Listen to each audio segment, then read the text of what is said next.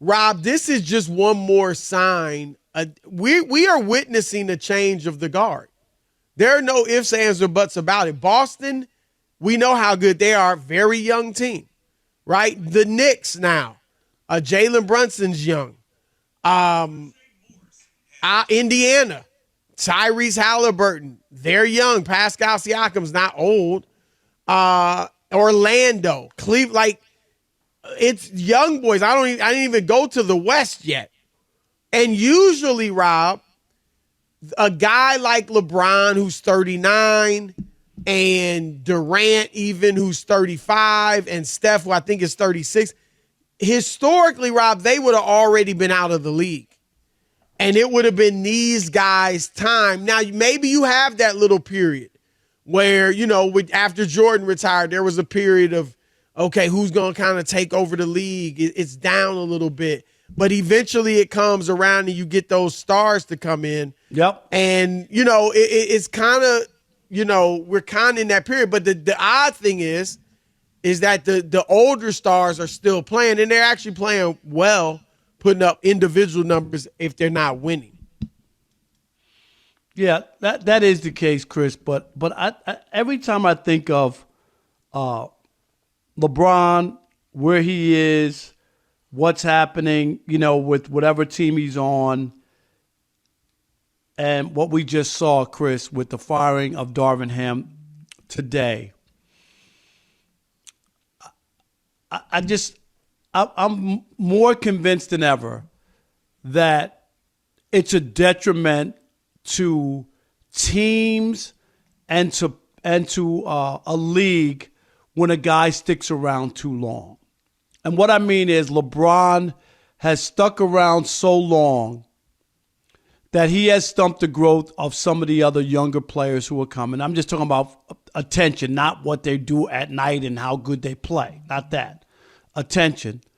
Number two, I think that LeBron at this point, because he's still around, thinks it's a birthright that he's supposed to compete and all changes have to come no matter what. It doesn't matter if a team has some good young players. I don't care. I'm too old to be here and play with these guys. I need guys who are going to help me win right now. So you scrap whatever young players or whatever you have going. You get rid of coaches because LeBron didn't win.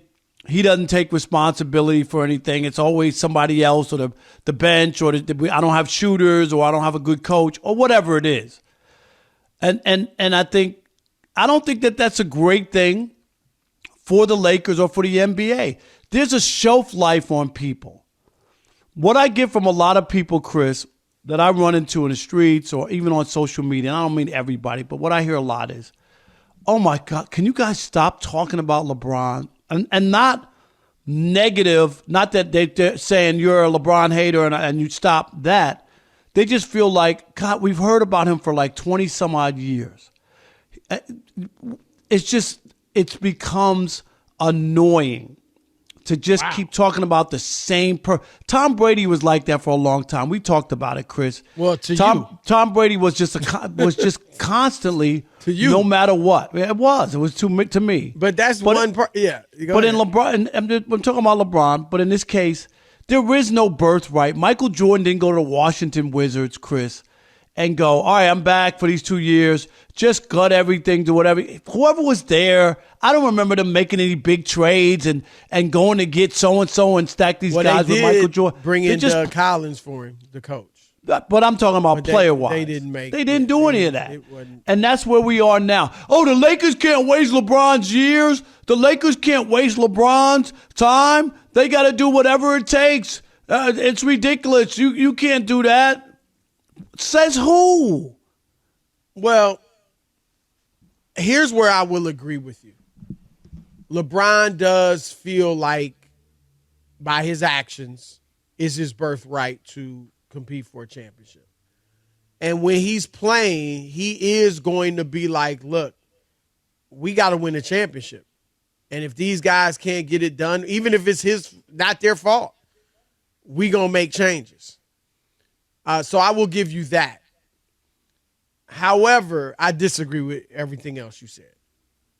there's no problem with LeBron James playing 21 years. Or a problem with Tom Brady playing, what he played, 23, something like that, whatever it was. What's the problem? Most players, there are a handful we know of. Barry Sanders, Jordan before he came back. But most players, Rob, play until the wheels fall off. They play until Willie Mays stumbling in the outfield. That was bad. Willie Mays stumbling in the out. That was bad. But LeBron ain't stumbling at the free throw line. LeBron's still playing great. But LeBron, he doesn't win with the same. He doesn't have the same impact on the game that he did. No, he's not as good, but he's still very good. He's still an all NBA level player. You never hear people complain about how much we talk about LeBron James. Have you ever heard what that? I'll say is this: LeBron still got the third highest selling jersey. I get that. Have you ever heard that from any? This is all I'm asking. Well, you get that about everything. The Dallas Cowboys. You get that. You talk too much about the Cowboys. You talk too much about the Lakers. You talk too much about the Warriors. The GOAT conference. Like a lot of the conversations do center around the most popular players and teams and stars, regardless of the sport. So you get some of that, but obviously, like I said, LeBron's jersey's still selling, still hot. LeBron's game's still hot on TV. Like, I'm not going to fault LeBron. LeBron is still a great player. He's not as great as he was. And I've been the one to say he doesn't impact winning the way he used to. I said that because people were looking at his numbers and saying, oh, he's still the same LeBron. No, he's not.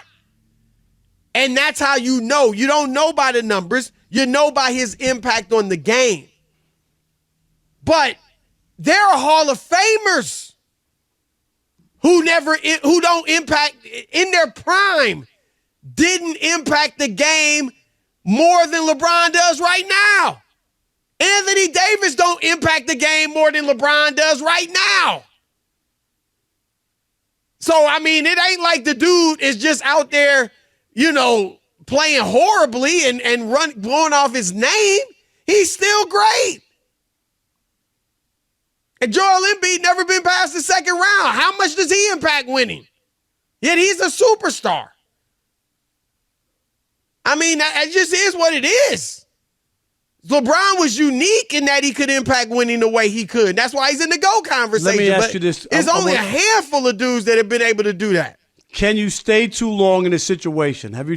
Can you stay too long in any situation? In life, of course, in any situation. But usually you stay too long when you're not able to produce anymore. He's still productive. Now, what I'll give you is this, right? If the Lakers are bending to his will and firing a coach and changing the roster because of him, that's their fault. No, I agree it's their fault. That ain't on him. But I'm if he saying got the power to influence it, most human beings would use that power. He's staying so long that he's going to force the Lakers into taking his son who averaged less than 5 points in college.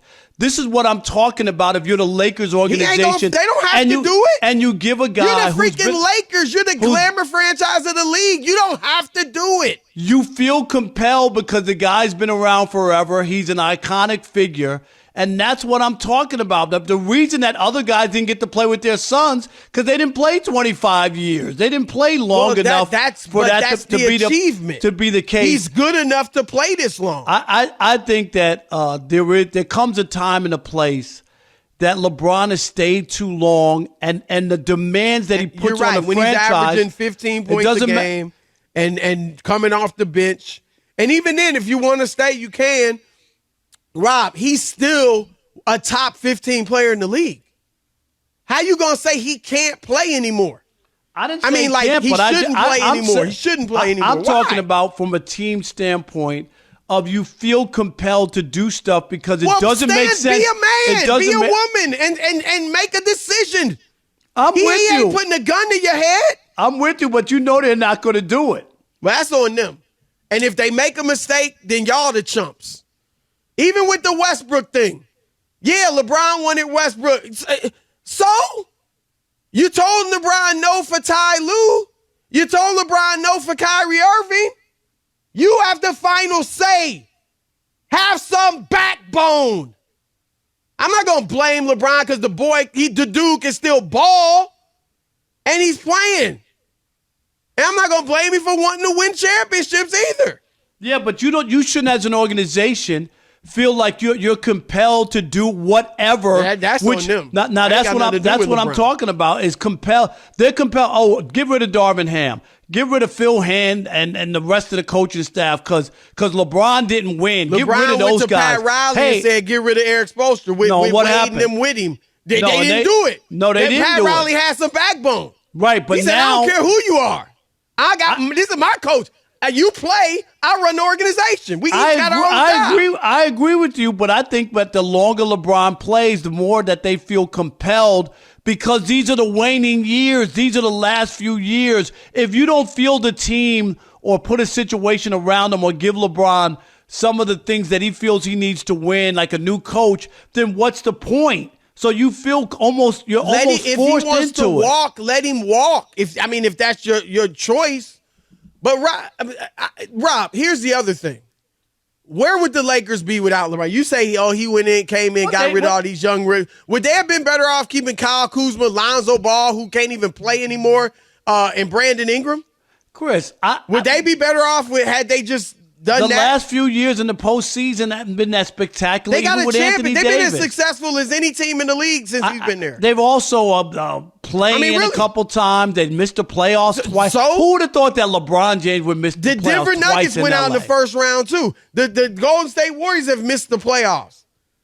The Miami Heat have gone out in the first round a few times. We just saw the Milwaukee Bucks go out in the first round. The last 2 years. What you talking about?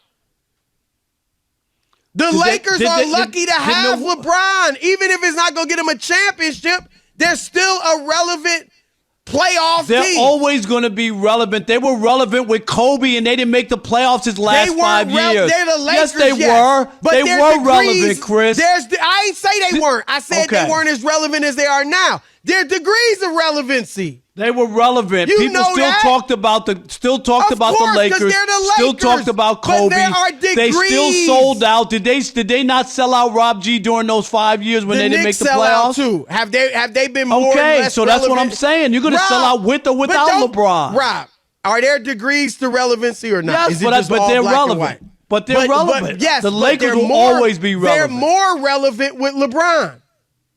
Can you admit that? All right, a scooch, a smooch, a hair.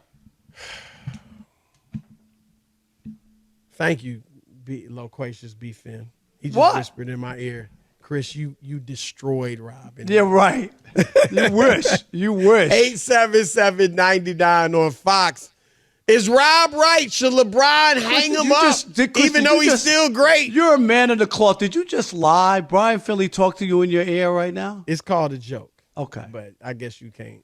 All right. I just want to make sure. I was like, how could he talk to you at your home? Brian Philly has a hotline to you. I just want to make sure. That's all. He could tell. I misplaced my phone. Did you? Yeah. On the train, I told Rob G this earlier. On the train, I was on my way home. I got home. I called up, on my computer, find my iPhone, put in the phone is lost, call my wife's number when you get it, and got a call almost immediately. What? And one of the guys working on the train had found it. And so I'm going to go pick it up after the show. Oh, what a blessing. Rob, I'm telling you, you can imagine, I know. The horror of that. You can't do anything. I know. I mean, it locks, obviously. Nobody could get in there. No, but I'm just saying. You can't do anything without your phone. Like nothing. And you know the worst part, Chris? I'll tell you this. Years ago, we used to have to know people's numbers. Yes. And by heart. Okay? Yep. You had to know your cousin's number by heart. Okay? Yep. And now, if you don't have your phone, you don't even I couldn't call my nephew. I couldn't call anybody without my phone. I don't know what his number is. I don't. You're right. No, it's crazy. I'm not going to have a GPS where I go to meet this guy. I'm going to have to, use landmarks and all that junk. But anyway,